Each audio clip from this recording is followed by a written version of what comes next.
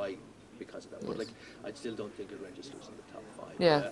But it's certainly important if we're going back onto the talent, when we go onto the talent point, how do you attract talent here? And that sort of social intolerance could actually become a negative in terms of attracting the talent. Okay, yes, that's true.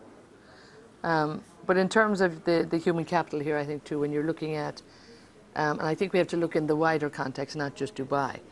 For the UAE, right, you are looking at a population where it's completely, the more functioning people in this population are definitely expats. The decision makers, the business people, for the time being are. I mean, just the 80-20 number that we're looking at here.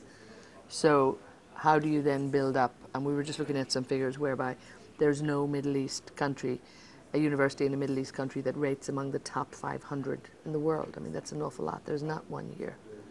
So while it's fine they're bringing in Harvard and INSEAD and all of these places into the region, they have to begin to grow a stronger educational system in this region. That then people, and KAUST may be one of those in Saudi. That's a huge shift because students have gone to the States, have gone to the UK, and the idea being that they kind of get that expertise and experience and ideally bring it back and kind of absorb it into culture here. But that's the point being then, how do you kind of bring it back here and establish it in the region? And if other people want to come in here, I mean, it's the key thing, rather than other people. Yeah, but then, there's one thing just bringing the big universities and the brands here as well, but is that just kind of a brand, an extension of a very successful American university? Well, that's what I'm saying, yeah. No, and I don't think that's good, because you've just got another good brand for that university, whereby you have to set up something like what Saudi's doing with KAUST and make that to a point where people will want to actually come in here. But Will it ever happen?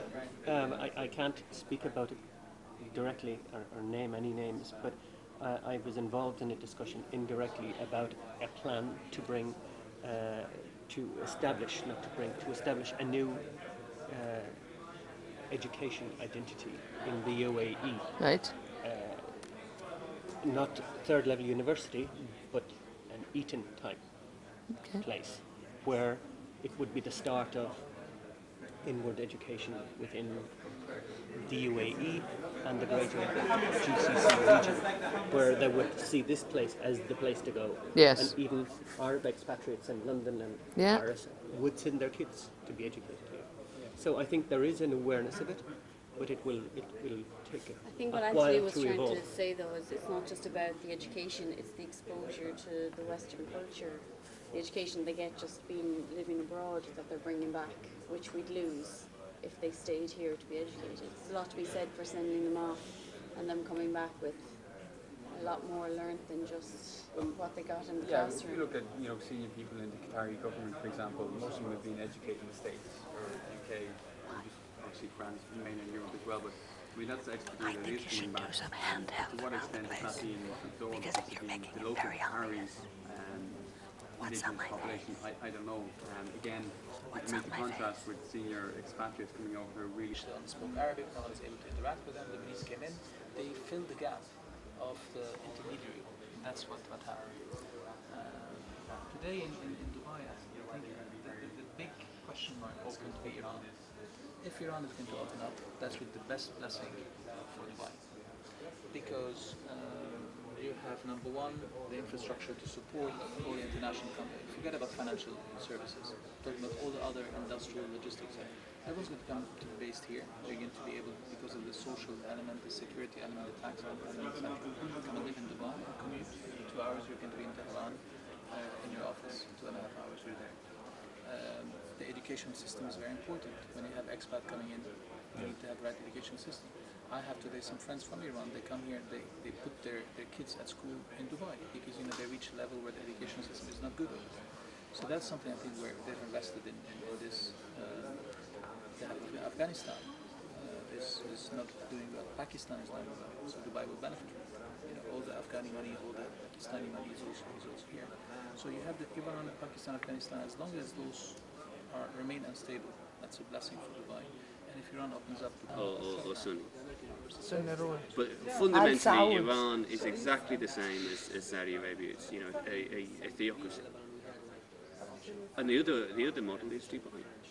and the region, needs to choose, which road it wants to walk, because as long as you have this divide, then you cannot possibly have different, and this feeds back to, you can't have the integration unless you resolve that fundamental issue. You can't have that integration. Those are very big issues there. I don't see them being resolved anytime soon. And this is why it comes back to, because these are such big issues and they seem to be intractable. That's why you have every city now in the Gulf taking the same solution to, trying to imitate Dubai. Trying to imitate Dubai. So you have Doha, creating, a sports city and having a Grand Prix. You have Abu Dhabi having a Grand Prix. You have, everyone pulls out the Gulf Air and creates their own airline. Everyone, there has to be diversity. And the region's not realising its full potential. It's not realising its full diversification. I really see the point here for the next to me, I see that the whole world seems to be, whatever progress they have, especially the Middle East, there's always this pause for taking it easy and for the unknowing might of the United States and its foreign policy. Are we gonna be okay? Will they attack Iran?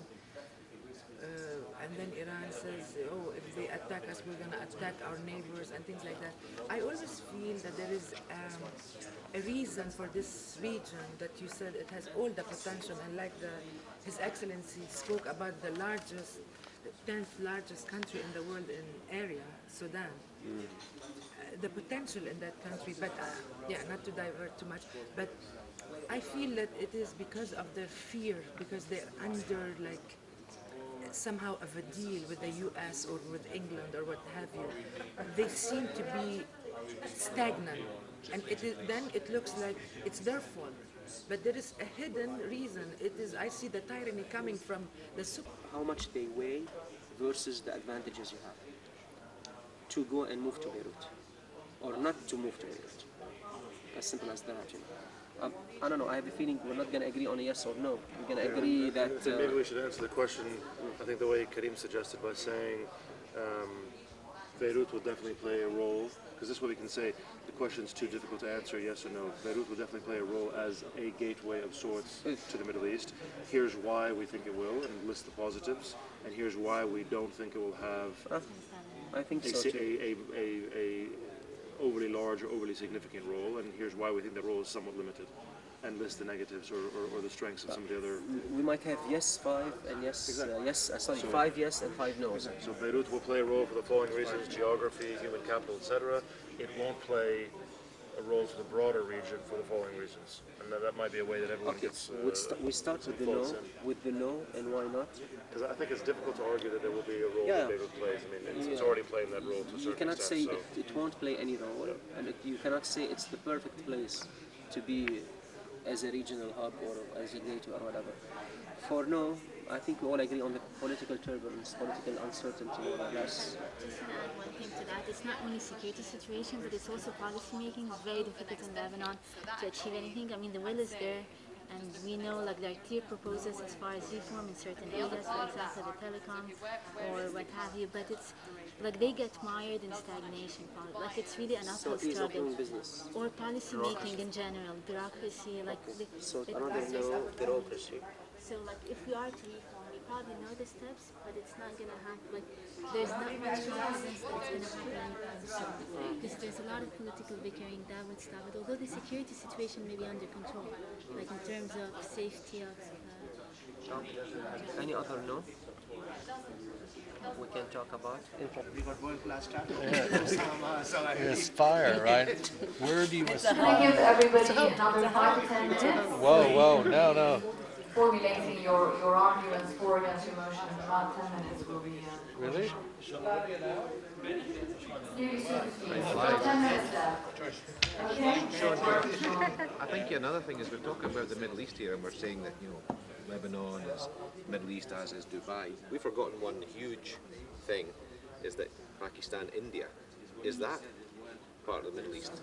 I think we're referring to maybe Arabic culture. Well, I do think that Dubai is emerging as a hub for those countries. Always has been. I just, if you look at the